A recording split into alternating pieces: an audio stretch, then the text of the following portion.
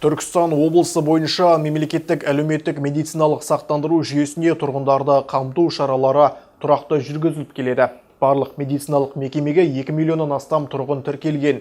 Оның ішінде мәмс жүйесінде сақтандырылмағандар саны 350 мың адамды құрап, өткен аймен салыстырғанда 23%-ға азайып отыр. Осы бағытта атқарылып жатқан жұмыстар облыс әкімі Дархан Сатыбалдының төрағалығымен өткен аппарат мәжілісінде талқыланды.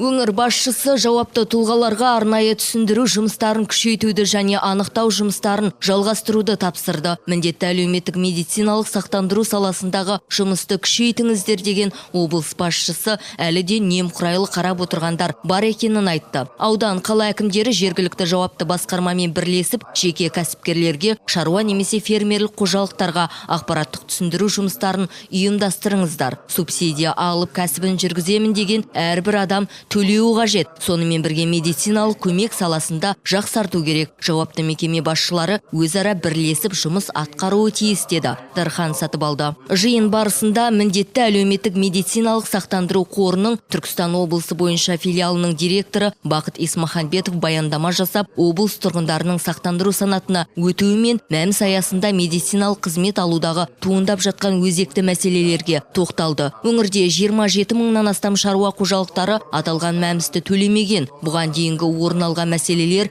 сақтандыру жүйесі арқылы шешімін тауып отыр. Мобильді топтар соңғы 3 айда 1 аптада 3%, 1 айда 12% ұранымен науқандық немесе тұрақты жұмысшыларды көлеңкелі еңбек нарығынан жарыққа шығаруға мұрындық болған. Жалпы тұрғындарды мәмске тарту жұмыстарын күшейту мақсатында өңірлік штаб отырыстары өтіп тұрады. Соның ішінде Д, Е категорияларындағы адам санын азайту бойынша жүйелі жұмыс жүргізіліп келеді. Айта кетейік, мемлекеттік кірістер департаменті мәмс жүйесі бойынша 2022-2023 жылдардан бері мүлдем төлем жасамаған 43 мыңнан аса адамға хабарлама жолдап, борышкерлердің есеп шоттары бұғатталған еді. Өткен айдың нәтижесімен оның 8 мыңнан астамы қарызын төлеген.